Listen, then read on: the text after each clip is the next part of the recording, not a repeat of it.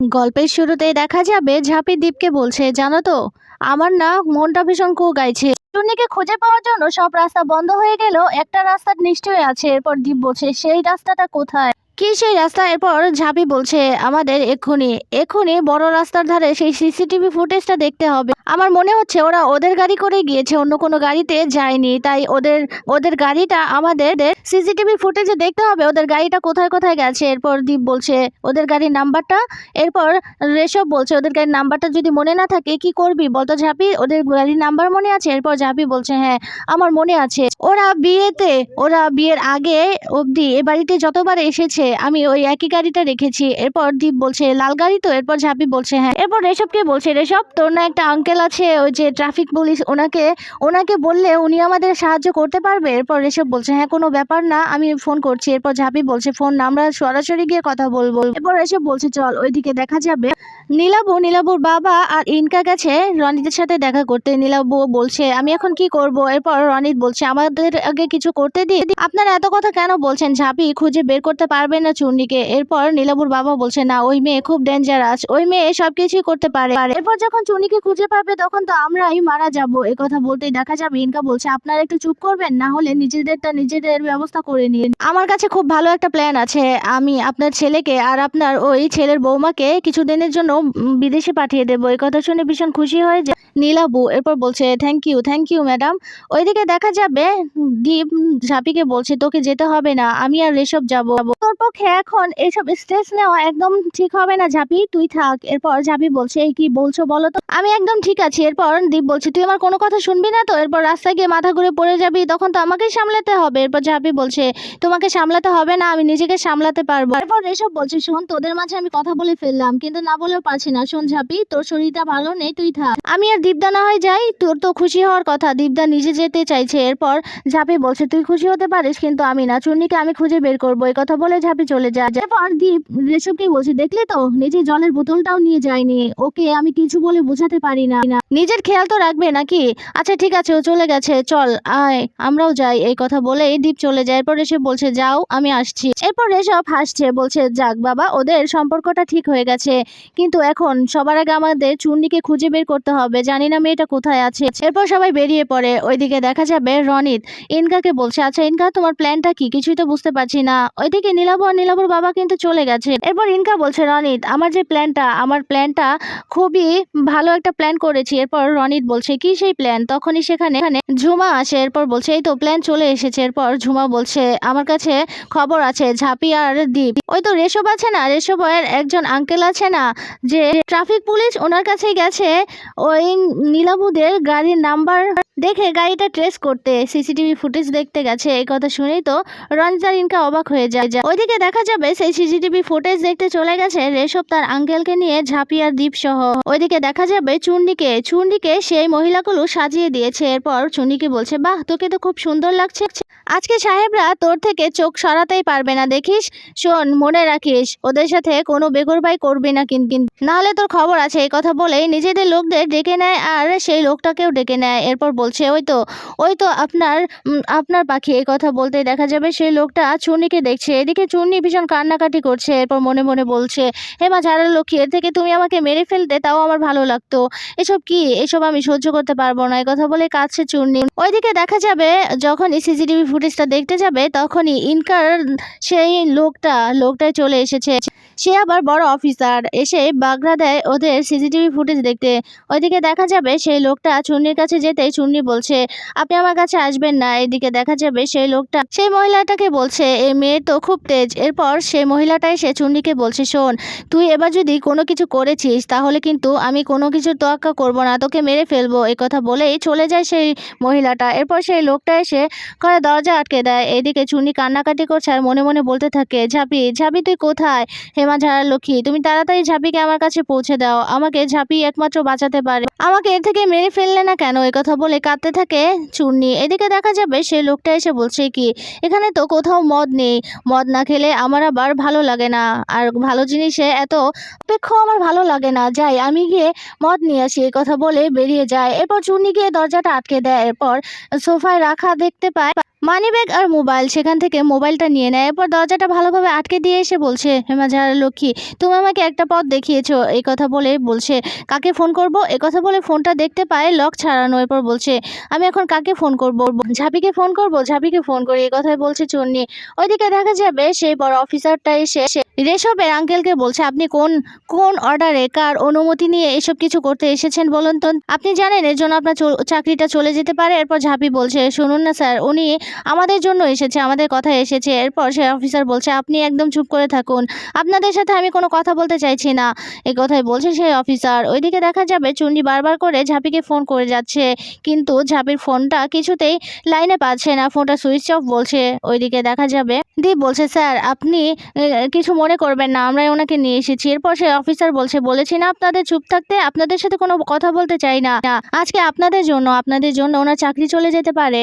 এইদিকে দেখা যাবে চুন্নি ঝাঁপিকে ফোনে না পেয়ে আবারও দীপকে ফোন করতে থাকে চুন্নি, কিন্তু কিছুতেই দীপ ফোনটা ধরতে চায় না।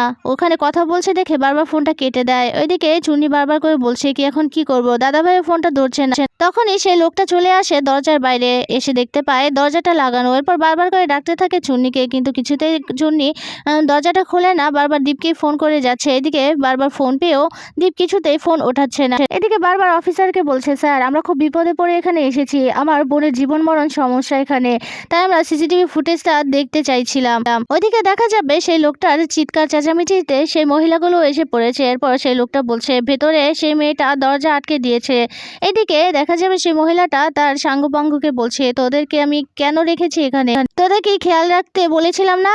তোরা থাকতে উনি কেন মদ আনতে গেল বলতো? তো এখন ওই মেয়েটা কি করছে কে জানে। ওইদিকে দেখা যাবে চুনি বারবার করে ফোন করে যাচ্ছে, কিছুতেই ফোনটা তুলছে না। এইদিকে সেই লোকটা বলছে, আমার মানিব্যাগ আর ফোনও ভেতরে আছে। এরপর সেই মহিলাটা বলছে, কি করেছেন আপনি, মানিব্যাগ আর ফোন ওখানে রেখেছেন? এখন তো ওই মেয়ে বাড়িতে ফোন করবে সেই ফোন দিয়ে। এই তোরা কি করছিস, এক্ষুনি দরজাটা ভাঙার চেষ্টা কর, দরজাটা ভাঙ, না হলে কিন্তু খবর খারাপ আছে। এই কথাই বলছে সেই মহিলাটা। এরপর চুন্নিকে চেঁচিয়ে ডাকতে থাকে, বলছে, এই মেয়ে দরজা খোল, আমাদের যদি দরজাটা ভেঙে ভেতরে যেতে হয় তাহলে কিন্তু তোর অবস্থা খারাপ করে ছাড়বো।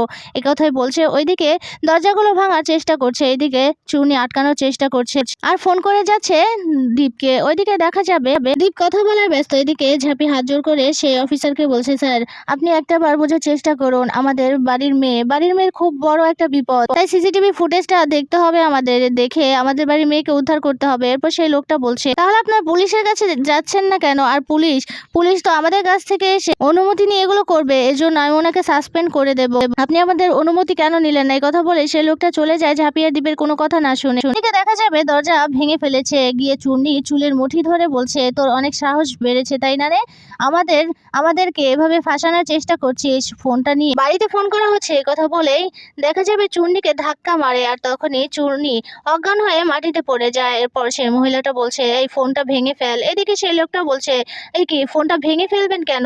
এরপর সেই মহিলাটা বলছে, আপনি চুপ করে থাকুন, আপনি এখন বাড়িতে যান। সেই লোকটা বলছে, কেন বাড়িতে যাব এখন? এরপর সেই মহিলাটা রেগে গিয়ে বলছে, তাহলে কি করবেন এখানে? এই মেয়েকে একটু ভালোভাবে শায়েস্তা করতে হবে, না হলে চলবে না, চলে যান বলছি। আর এই মেয়ের কপালে ভীষণ দুঃখ আছে, এই মেয়ে অনেকবার বেড়েছে, এই মেয়েকে তো আমি দেখে নেব। এই কথাই বলছে সেই মহিলাটা। ওইদিকে দেখা যাবে ঝাঁপি রেশবকে বলছে, সরি রে রেশব, আজকে আমাদের জন্য তোর আঙ্কেলকে এত কথা শুনতে হলো। এরপর রেশব বলছে, কোনো ব্যাপার না, চল ঝাঁপি, বাড়িতে যেতে হবে। এই কথা বলে বেরিয়ে যায় তিনজন। ওইদিকে দেখা যাবে সেই অফিসার ফোন করে একজনকে। এরপর বলছে, ম্যাডাম আপনার কাজ হয়ে গেছে, ওরা সিসিটিভি ফুটেজ দেখতে পায়নি। এরপর ইনকা উপাস থেকে বলছে, থ্যাংক ইউ মিস্টার ব্যানার্জি। এই কথা বলে ফোনটা রেখে দেয়। এরপর রনিতকে বলছে, রনিত, ওরা কিছুতেই ওই সিসিটিভি ফুটেজটা দেখতে পায়নি, আমার রেডি করা লোক ওদেরকে আটকে দিয়েছে। এই কথাই বলছে ইনকা।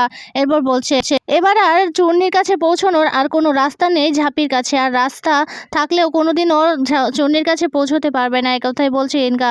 ওইদিকে দেখা যাবে বাড়িতে চলে গেছে দীপ, ঝাঁপি আর রেশব। এইদিকে চূর্ণির মা ভীষণ কান্নাকাটি করছে, বলছে, আমি আমার মেয়েকে আগলে রাখতে পারলাম না আমি আমার মেয়েটাকে আগলে রাখতে, আমার মেয়েটা কোথায় আছে, কিভাবে আছে, আমি কিচ্ছু জানি না। এই কথা বলে কাঁদতে থাকে। এরপর দেখা যাবে অজয় বলছে, মা তুমি একটু শান্ত হও, চূর্ণিকে আমরা ঠিক খুঁজে বের করব। এরপর ইনকা মনে মনে বলতে থাকে, না অজয়, আর খুঁজে বের করতে পারবে না, চূর্ণিকে তোমরা আর কোনোদিনও খুঁজে বের করতে পারবে না। এদিকে ঝাঁপি বলছে, আমার মনে হচ্ছে চূর্ণির খোঁজার জন্য কোনো না কোনো একটা রাস্তা ঠিক আছে, কিন্তু সেই রাস্তাটা কি, আদৌ কোনো রাস্তা আছে কি? এরপর দেখা যাবে দীপের মা বলছে, এদিকে আমরা চুন্নিকে খুঁজে পাচ্ছি না, এদিকে চুন্নিকে কোথাও খুঁজে পাচ্ছি না। আর উনি বলছে চুন্নিকে খুঁজে বের করবে। এরপর ঝাঁপি বলছে শোনো আমি একটা কথা বলি, আমাদের সবার ফোনটা খোলা রাখতে হবে। আমার মনে হচ্ছে চুন্নি কারো না কারো ফোন থেকে ঠিক আমাদের সাথে যোগাযোগ করবে। এরপর দীপের মা বলছে হ্যাঁ, ও কোথা থেকে ফোনটা পাবে? এরপর ঝাঁপি বলছে নিজেকে বাঁচানোর জন্য হয়তো কারো ফোন থেকে তো ও ফোন করতেই পারে, আমরা ওকে খুঁজে না পেতে পারি কিন্তু ও আমাদের কোনো না কোনো ইঙ্গিত দিবে। এরপর দীপ বলছে শোন ঝাঁপি,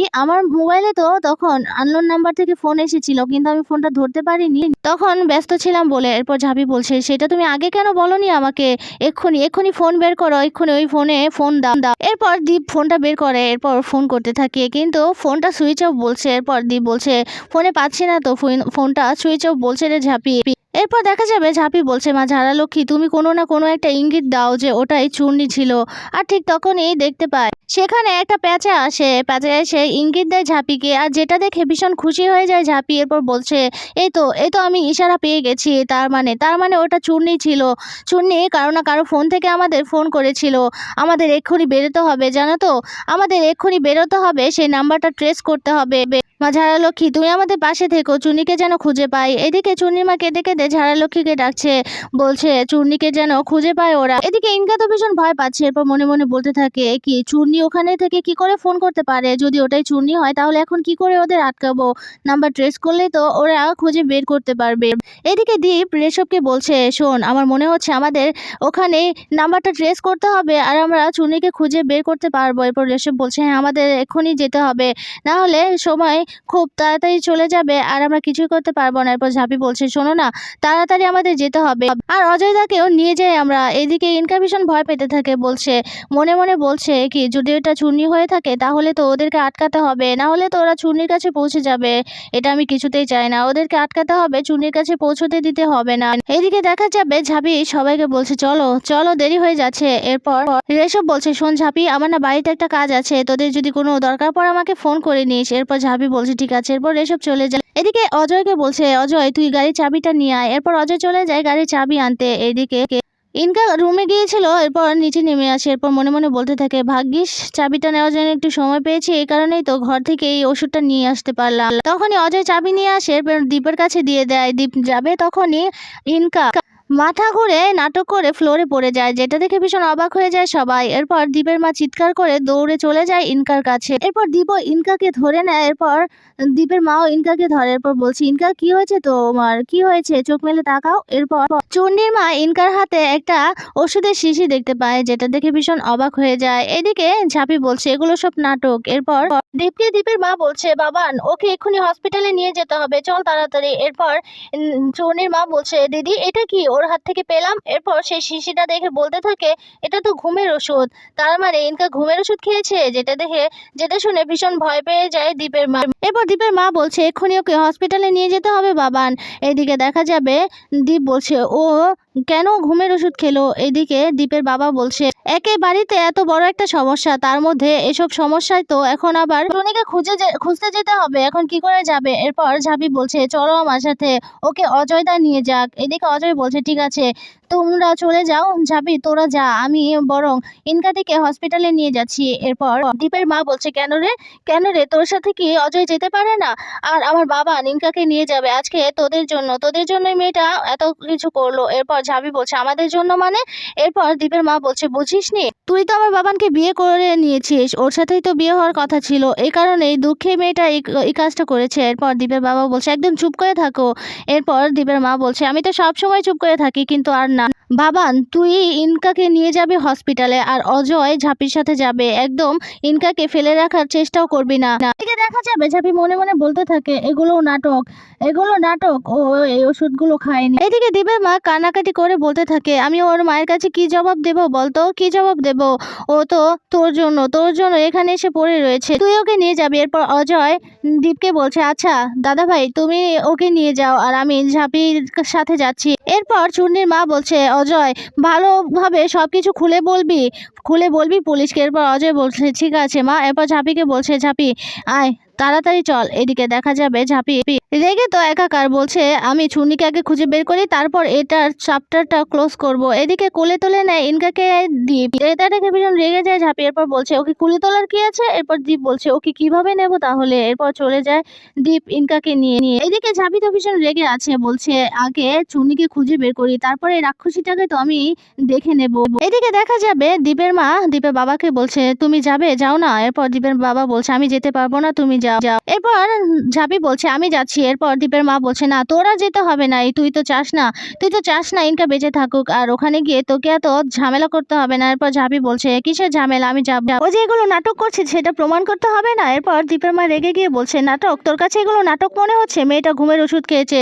ও আচ্ছা, তুই তো আবার ও মরলেই শান্তি পাস, কিন্তু তোর এটা কিছুতেই হবে না, তোর মনে আশা পূরণ হবে না। হেমা ঝাড়লক্ষ্মী, তুমি ইনকাকে সুস্থ করে দাও। এরপর দীপের বাবা বলছে তুমি একটু চুন্নির জন্য প্রে করো না। কথা বলে চলে যায়। ওইদিকে দেখা যাবে ইনকাকে হসপিটালে নিয়ে যাওয়া হয়। এরপর ইমার্জেন্সিতে নিয়ে যাওয়া হয় ইনকাকে। এরপর দীপ ডক্টরকে বলছে ডক্টর ও সুস্থ হয়ে যাবে তো। এরপর ডক্টর বলছে আমরা আগে দেখি, চেক আপ করে তারপর না হয় বলবো। এই কথা বলে ডক্টর চলে যায়। এদিকে দেখা যাবে ঝাঁপি ভীষণ রেগে আছে। এরপর মনে মনে বলতে থাকে না না, এখানে সময় নষ্ট করলে চলবে না, সময় তো চলে যাচ্ছে, আমাকে এক্ষুনি ওই চূর্ণিকে খুঁজে বের করতে হবে, সময় তো বয়ে যাচ্ছে। এই মেয়েটা ইচ্ছে করে এসব নাটক করলো, আমাকে খুঁজে বের করতে হবে আগে চূর্ণিকে, তারপর এসবের পেছনে কে আছে তাকেও খুঁজে বের করে শাস্তি দিতে হবে। এই কথাই বলছে ঝাঁপি।